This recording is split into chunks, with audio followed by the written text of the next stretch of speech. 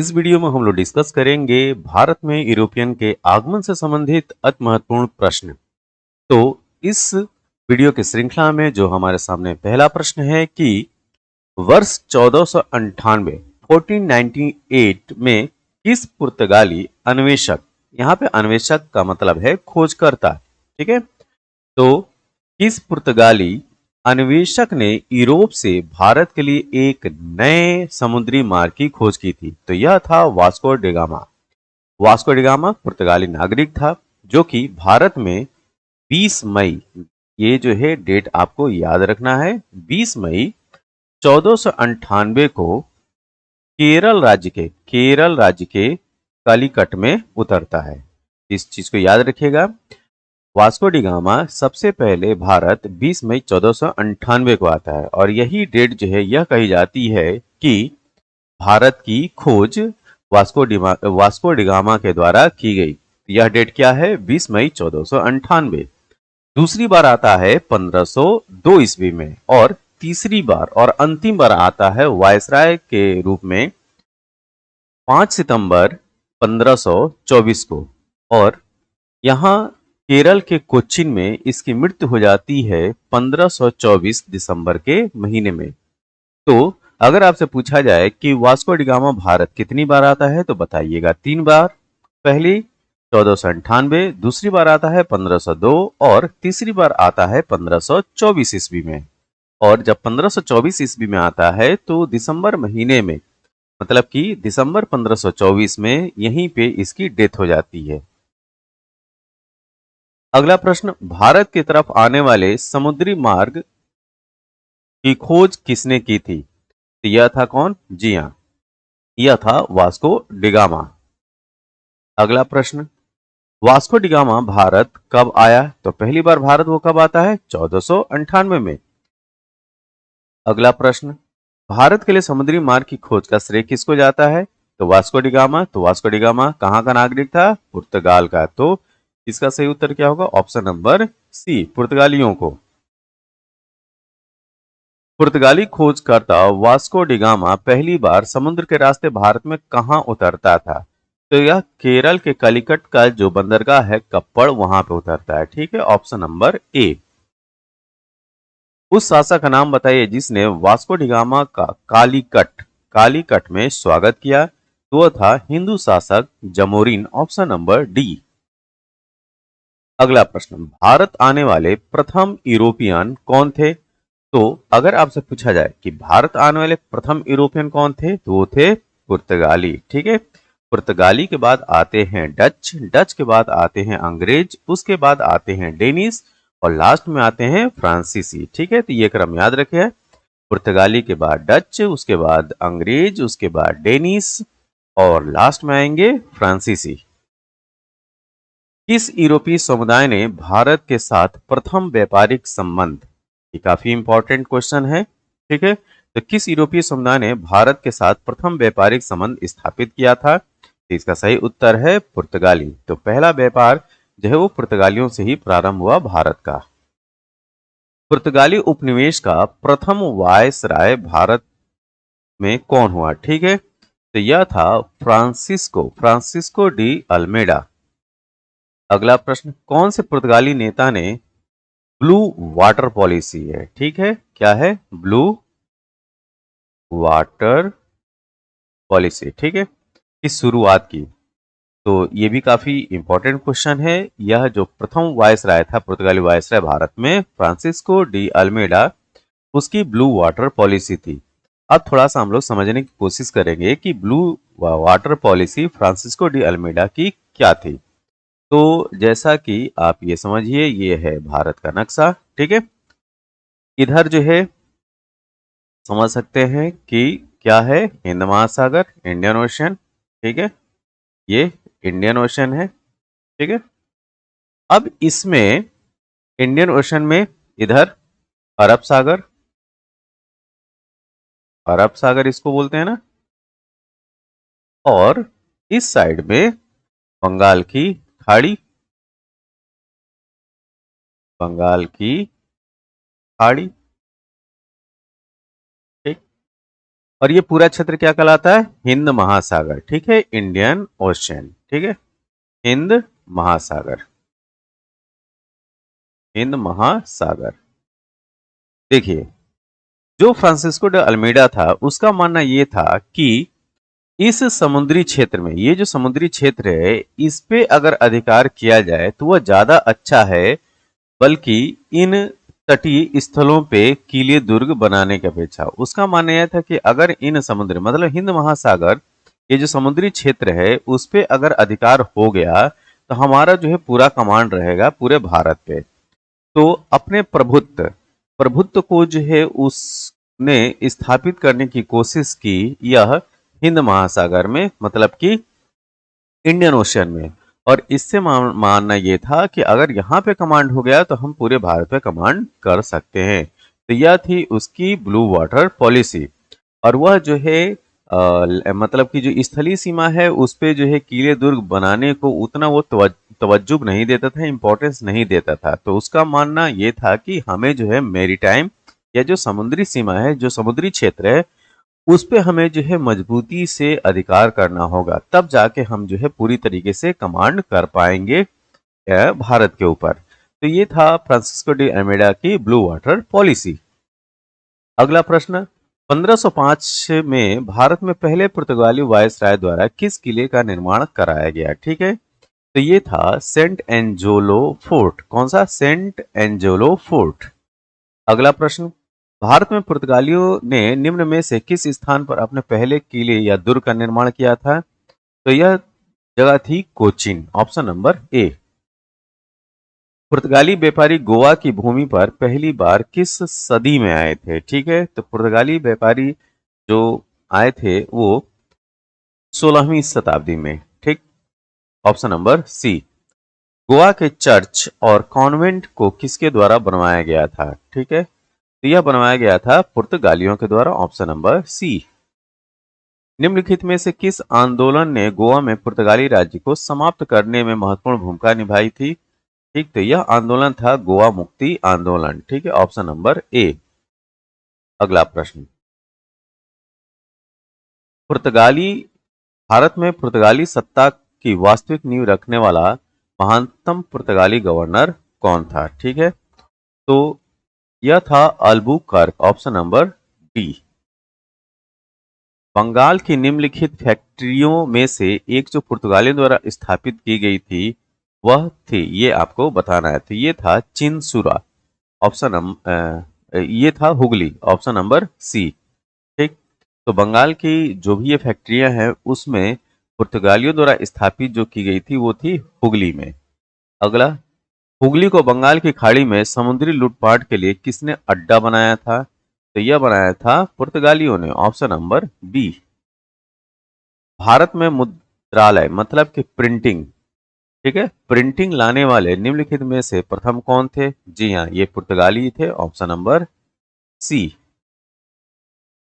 गुजरात का शासक बहादुर शाह किसके साथ हुए संघर्ष में मारा गया था? ठीक है, तो पुर्तगालियों के बीच जो संघर्ष हुआ था उसमें बहादुर शाह, जो गुजरात का शासक था बहादुर शाह, वह इस संघर्ष में मारा गया था।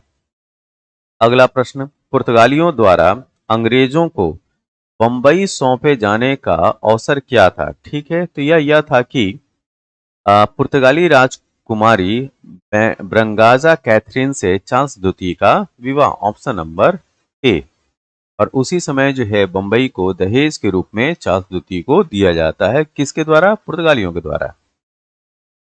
अंग्रेज शासक चार्ल्स द्वितीय को किसकी राजकुमारी से विवाह करने के लिए मुंबई दहेज में दिया गया? जैसे कि इससे पहले वाले प्रश्न में मैंने बताया, तो ये थे पुर्तगाल। Option number B. निम्नलिखित में से सर्वप्रथम किस वस्तु ने यूरोपियों को भारतीय कारोबार के लिए प्रोत्साहित किया? तो यह था मसाला। एक कहानी आपको और बता दूं कि जब वास्को डी गामा 1498 ईस्वी में भारत आता है तो अपने साथ वह पुर्तगाल मसालों को ले जाता है, और वहां पे जो मसाला यह बेचता है 60 गुना ज्यादा दाम पे बेचता है। ठीक है, तो इसको याद रखिएगा। Option number B. तो सर्वप्रथम जिस वस्तु ने यूरोपियों को भारतीय कारोबार के लिए प्रोत्साहित किया था वो थे मसाले। श्रीलंका में डच और पुर्तगाली उपनिवेशवादियों के वंशजों को क्या कहा जाता है? तो ये कहे जाते हैं बूरघेर। ठीक है, बूरघेर, ऑप्शन नंबर सी। पांडिचेरी वर्तमान में पुदुचेरी के संदर्भ में निम्नलिखित कथनों पर विचार कीजिए। ठीक है, यहाँ पे दो स्टेटमेंट दिया है, तीन स्टेटमेंट दिए गए, आपको बताना है कि कौन सा सही है। तो यहाँ पे केवल जो सही है वो ऑप्शन नंबर बी, केवल एक। पांडिचेरी पर कब्जा करने वाली पहली यूरोपीय शक्ति पुर्तगाली थी। ठीक, बाकी के दो जो है वो गलत है। भारत में सबसे पहले आने वाले तथा सबसे बाद में जाने वाले कौन थे? ठीक, तो भारत में सबसे पहले जो है पुर्तगाली आते हैं और सबसे बाद में ही पुर्तगाली ही जाते हैं। इन स्मारकों में से किसमें सेंट फ्रांसिस जेवियर के अवशेषों को प्रतिष्ठित किया गया है? ठीक है, तो ये है बोम जीसस के बेसिलिका। ठीक है, बोम जीसस के बेसिलिका। भारत के साथ व्यापार के लिए सर्वप्रथम संयुक्त पूंजी कंपनी किन लोगों ने आरंभ की थी? तो यह आरंभ की थी डच, ऑप्शन नंबर ए। भारत में डच का सबसे प्रारंभिक उपनिवेश कहां था? ये था मसूलीपट्टनम, ऑप्शन नंबर ए। निम्नलिखित में से किन स्थानों पर डचों ने अपने व्यापारिक अड्डे स्थापित किए थे? तो अपने व्यापारिक अड्डे स्थापित किए थे सूरत में, भरूच, आगरा, नागपट्टनम, चिंसुरा, मछलीपट्टनम, कोचीन, अहमदाबाद और पटना में। तो इसका उत्तर है ऑप्शन नंबर डी। डच लोगों द्वारा भारत में व्यापार के लिए किन बंदरगाहों का उपयोग किया गया था? ठीक है, तो ये सभी बंदरगाह मछलीपट्टनम, पुलिकट, नागपट्टनम, ये सारे बंदरगाह जो है वो इस्तेमाल किए गए थे, ऑप्शन नंबर डी। बंगाल में निम्न में से कौन सा कारखाना डचों ने स्थापित किया था? ठीक है, तो चिंसुरा, ऑप्शन नंबर ए। तो बंगाल में चिंसुरा कारखाना डचों ने स्थापित किया था। इस मुगल सम्राट के काल में इंग्लिश ईस्ट इंडिया कंपनी ने भारत में अपना सबसे पहला कारखाना स्थापित किया था? ठीक, तो जहांगीर के टाइम पे, ऑप्शन नंबर ए। भारत का बादशाह उस समय कौन था जब ब्रिटेन की ईस्ट इंडिया कंपनी की स्थापना हुई थी? तो उस समय था अकबर, क्योंकि ईस्ट इंडिया कंपनी की स्थापना होती है 31 दिसंबर 1600 में। ठीक, और अकबर की मृत्यु होती है 1605 ईस्वी में। ईस्ट इंडिया कंपनी के निर्माण के समय इंग्लैंड का शासक था। ठीक, तो वो समय इंग्लैंड की महारानी थी एलिजाबेथ प्रथम। अंग्रेजी ईस्ट इंडिया कंपनी को खालिस्तान है किस नाम से भी जाना जाता था? यह कंपनी कहलाती थी जॉन कंपनी। ठीक, option number B. East India company का गठन किस वर्ष या किस ईस्वी में हुआ था? तो यह हुआ था 31 दिसंबर 1600 में। उस समय महारानी का चार्टर आया था और वह चार्टर भी जो है वो 1600 ईस्वी के नाम से जाना था, 1600 ईस्वी का चार्टर। अंग्रेजी ईस्ट इंडिया कंपनी ने खुद को भारत में खालिस्तान के दौरान स्थापित किया था। तो कब? 1600 से लेकर 1612 के बीच में। 1600 ईस्वी में भारत में व्यापार चौकियों की स्थापना के लिए खालिस्तान ने ईस्ट इंडिया कंपनी को अधिकार दिया था। ठीक है, तो महारानी एलिजाबेथ प्रथम ने, तो महारानी एलिजाबेथ प्रथम ने 1600 में भारत में व्यापार चौकियों की स्थापना के लिए ईस्ट इंडिया कंपनी को अधिकार दिए थे।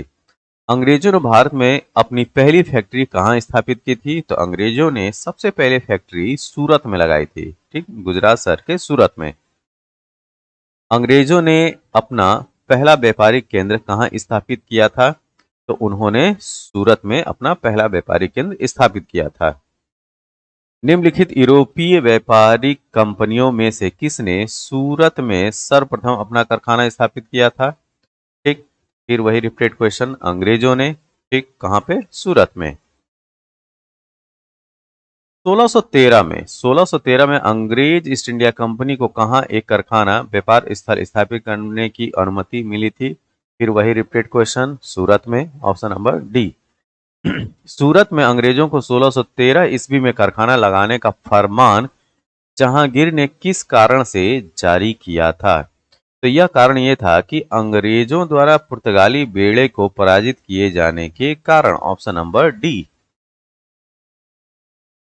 निम्नलिखित ब्रिटिश कंपनियों में से किसे भारत में व्यापार करने का पहला अधिकार पत्र प्राप्त हुआ था? ठीक है, तो दिए गए ऑप्शन में से उत्तर है ओस्टेंड कंपनी। ठीक, ऑप्शन नंबर डी। तो दिए गए ऑप्शन में जो ओस्टेंड कंपनी होती है उसे भारत में व्यापार करने का पहला अधिकार पत्र प्राप्त होता है। सॉरी, ओस्टेंड कंपनी नहीं है, लीवेंट कंपनी है, ऑप्शन नंबर बी।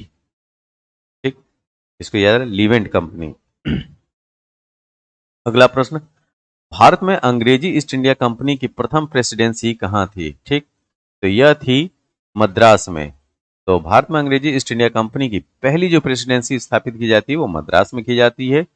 अगला प्रश्न, अंग्रेजी ईस्ट इंडिया कंपनी ने मद्रास को पट्टे पर किस वर्ष में प्राप्त किया था? ठीक है, तो यह वर्ष था 1639 ईस्वी। अगला प्रश्न, भारत में ईस्ट इंडिया कंपनी की सत्ता जमाने से पहले भारत किससे बने मुलायम कपड़ों का निर्यात करता था? तो उस समय वो निर्यात करता था सूती एवं रेशम से बने कपड़े। निम्न में से कौन सा भारत आने वाला पहला अंग्रेज जहाज है? ठीक है, आपको जो है वो जहाज का नाम बताना है। तो इस जहाज का नाम था रेड ड्रैगन। ये बहुत इंपॉर्टेंट क्वेश्चन है। ठीक, तो भारत आने वाला पहला अंग्रेज जहाज था red dragon, option number C. निम्नलिखित किलों में से ब्रिटिश ने किसका सबसे पहले निर्माण किया था? तो ये था फोर्ट सेंट जॉर्ज। ठीक, option number A. Fort Saint George Bharat के किस राज्य में स्थित है? ये भी काफी इंपॉर्टेंट क्वेश्चन है। तो फोर्ट सेंट जॉर्ज यह है तमिलनाडु में, ऑप्शन नंबर बी।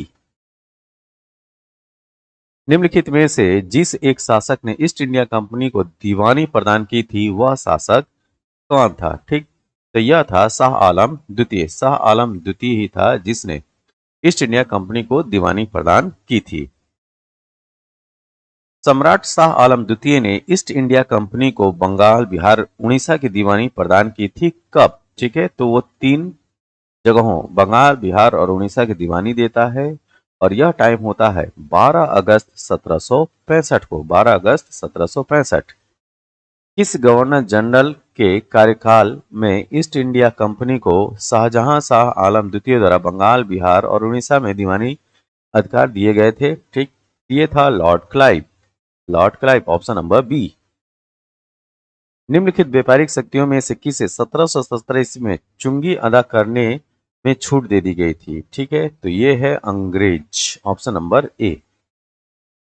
निम्नलिखित में से सीमा शुल्क मुक्ति की स्वीकृति प्राप्त हुई थी ब्रिटिश को? अगला प्रश्न, ईस्ट इंडिया कंपनी को सबसे पहले किसने सामान्य सीमा शुल्क के बदले 3000 सालाना अदा करने की छूट दी थी? यह था राजकुमार सूजा, ऑप्शन नंबर ए। अगला प्रश्न, निम्नलिखित में से कौन से स्थान पर ईस्ट इंडिया कंपनी के शासनकाल में प्रमुख औद्योगिक केंद्र नहीं थे? ठीक है, तो यह था इलाहाबाद और ग्वालियर। बाकी जो ऑप्शन है, 3 ऑप्शन, वहां पे ईस्ट इंडिया कंपनी के जो है वो औद्योगिक केंद्र थे। नागपुर से नासिक, बनारस और अहमदाबाद, लखनऊ और पुणे, जबकि इलाहाबाद और ग्वालियर में औद्योगिक केंद्र नहीं थे। ब्रिटिश ईस्ट इंडिया कंपनी ने मुंबई किससे लिया था? ठीक है, तो ब्रिटिश ईस्ट इंडिया कंपनी ने मुंबई जो है वो पुर्तगालियों से लिया था, वो भी दहेज के रूप में। निम्नलिखित में से किस अंग्रेज अधिकारी ने पुर्तगालियों को सोलिस के स्थान पर हराया था? तो यह था थॉमस बेस्ट। कौन? थॉमस बेस्ट, ऑप्शन नंबर ए। बेदरा। बेदरा के युद्ध में अंग्रेजों ने किसकी शक्ति को कुचल डाला? ठीक है, तो बेदरा के युद्ध में डचों की शक्ति को कुचल डाला था अंग्रेजों ने। प्रारंभ में ब्रिटिश ईस्ट इंडिया कंपनी का लक्ष्य क्या था? तो शुरू में इनका लक्ष्य था व्यापार, भूभाग नहीं। ठीक है, पहले व्यापार करना ही था, न कि लैंड एक्विजिशन करना था। पुर्तगालियों के विरुद्ध अंग्रेजों की सफलता में निम्नलिखित में से कौन सा कारण नहीं था? ठीक है, ये था मुगलों एवं अंग्रेजों का पारंपरिक संबंध, ऑप्शन नंबर डी। भारत में ईस्ट इंडिया कंपनी की सफलता का राज क्या था? ठीक है, तो उनकी सफलता का राज ये तीनों कारण है। कंपनी की सेना को पश्चिमी प्रशिक्षण मिला था तथा उनके पास आधुनिक हथियार भी थे, ये भी सही है। भारत में राष्ट्रीय भावना की कमी थी, इस वजह से यह कमजोर था। भारतीय सैनिकों में राष्ट्रीय भावना का अभाव था, जिसके फलस्वरूप कोई भी उन्हें अच्छा वेतन दे अपनी सेवा में लगा सकता था। तो उपरोक्त तीनों कारण जो है वो सही है, ऑप्शन नंबर जी। भारत भारत में ब्रिटिश शासन के आरंभ में दुर्गीकृत फैक्ट्री का प्रयोजन किसकी रक्षा करना था? ठीक है, तो यह जो यूरोप को भेजने हेतु संग्रहित जो माल या गोदाम हुआ करते थे उनको सुरक्षा प्रदान करना जो था, यह पहला काम हुआ करता दुर्गीकृत फैक्ट्री का। निम्नलिखित में से किसे भारत में फ्रांसीसी कंपनी का संस्थापक माना जाता है? ठीक है, तो फ्रांसीसी कंपनी का संस्थापक कोलबर्ट को मानते हैं, ऑप्शन नंबर सी।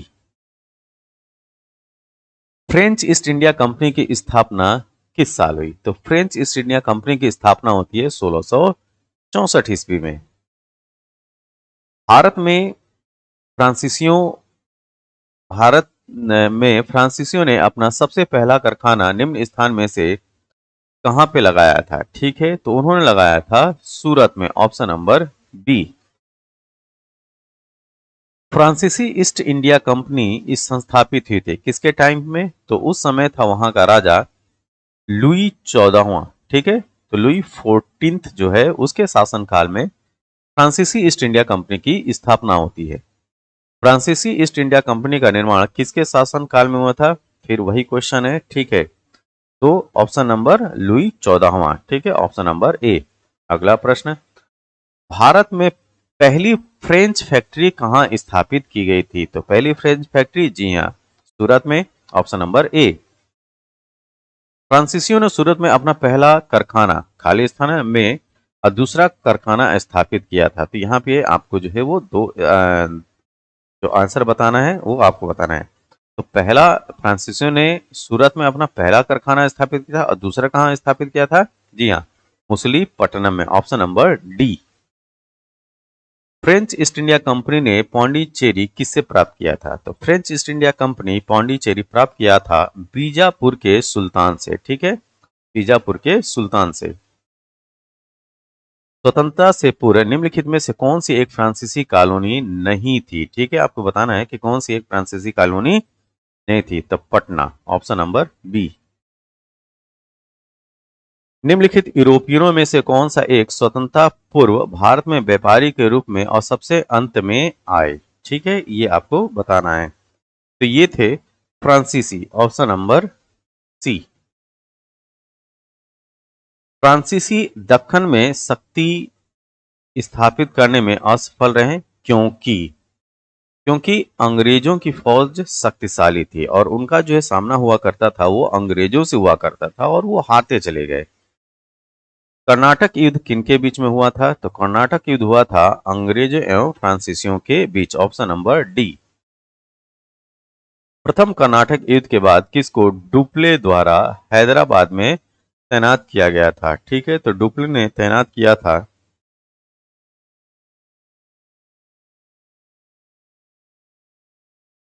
प्रथम कर्नाटक, यहां पूछा जा रहा है कि प्रथम कर्नाटक युद्ध के बाद किसने किसने डुप्ले द्वारा किसको डुप्ले द्वारा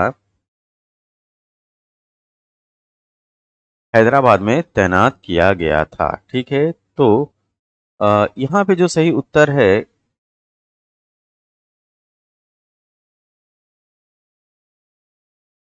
ऑप्शन नंबर डी, बुसी। ठीक, तो प्रथम कर्नाटक युद्ध के बाद डुप्ले द्वारा हैदराबाद में बुसी को तैनात किया गया था। अब चलते हैं अगले प्रश्न की तरफ।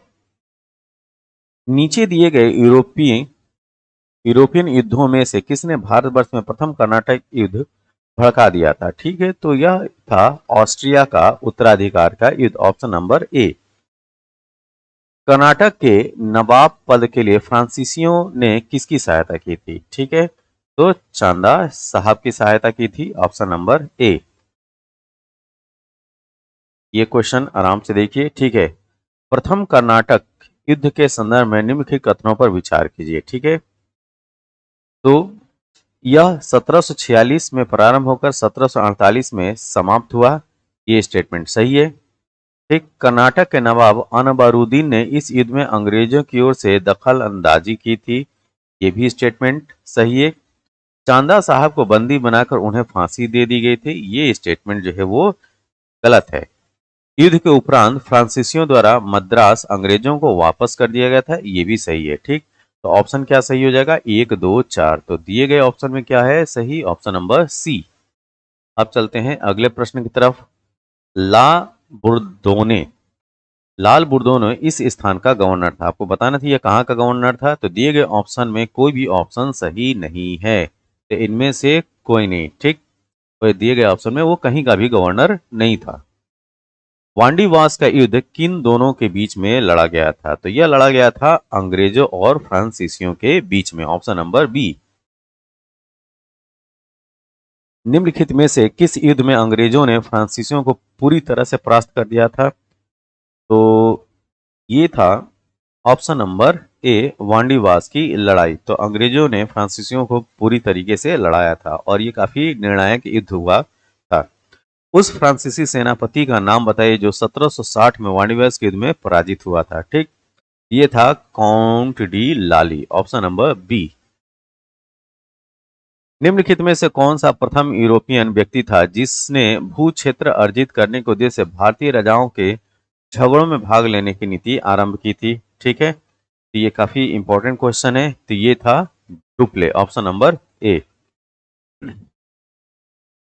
भारत में यूरोपीय शक्तियों के प्रवेश के संदर्भ निम्नलिखित में से कौन सा कथन सही नहीं है? आपको बताना है कौन सा सही नहीं है। तो ये है ऑप्शन नंबर बी।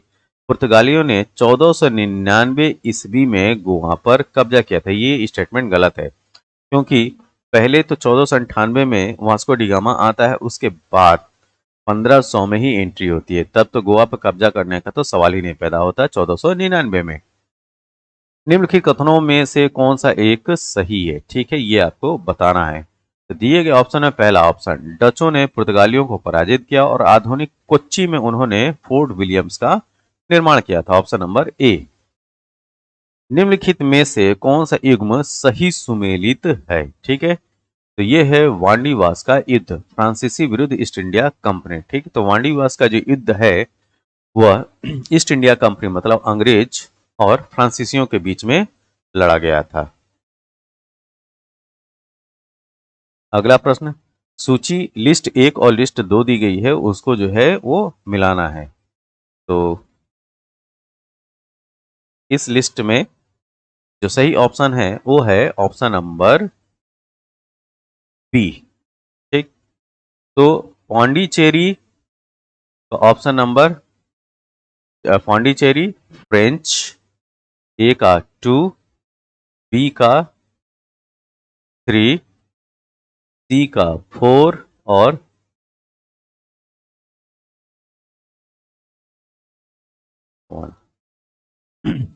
फिर सूची 1 और सूची 2 को मिलाते हैं। ठीक, इसमें दिए गए ऑप्शन में ऑप्शन नंबर सी। तो सी क्या है? ए का 2,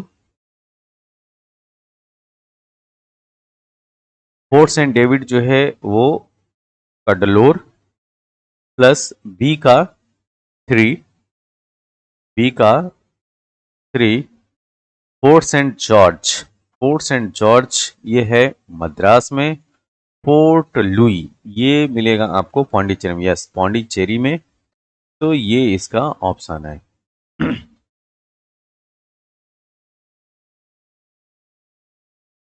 अगला प्रश्न, इसमें भी सूची 1 को जो है सूची 2 से मिलाना है। तो दिए गए ऑप्शन में जो सही है वो है ऑप्शन नंबर सी। ठीक, ए का 4, प्रथम कर्नाटक युद्ध जो है वो एक्स ला चैपल के सन से इसका अंत होता है। ठीक, ए का 4, बी का 1, तृतीय कर्नाटक युद्ध पेरिस की संधि, द्वितीय कर्नाटक युद्ध अनिर्णायक रहता है और प्रथम मैसूर युद्ध जो होता है उसमें ब्रिटिश की हार होती है।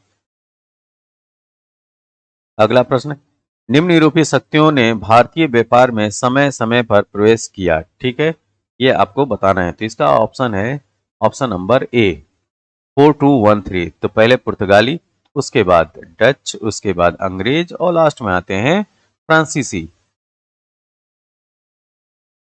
इसमें भी लिस्ट 1 को 2 से मिलाना है, ठीक। तो इसका जो सही उत्तर है ऑप्शन नंबर बी, ठीक। तो ए का 2 पौंडीचेरी फ्रेंच, बी का 3 गोवा पुर्तगीज, ट्रांकोर डेनिस, मद्रास डच। अगला प्रश्न, फ्रांसीसी क्रांति किस वर्ष हुई थी, ये आपको बताना है। तो फ्रांसीसी क्रांति हुई थी 1789 ईस्वी में, ऑप्शन नंबर सी। असम में सर्वप्रथम चाय कंपनी की स्थापना कब हुई थी? ये हुआ था 1839 ईस्वी में। तो असम में सबसे पहले चाय कंपनी जो है 1839 ईस्वी में लगाई जाती है। ओके, यह इस वीडियो का अंतिम प्रश्न था। यह वीडियो आपको कैसा लगा? जैसा भी लगा हो आप अपने सुझाव जो है कमेंट बॉक्स में दें। इस वीडियो की पीडीएफ के लिए आप हमारे Telegram channel the Prayagraj institute को ज्वाइन कीजिए और इस वीडियो की पीडीएफ को प्राप्त कीजिए। तब तक के लिए थैंक यू, धन्यवाद।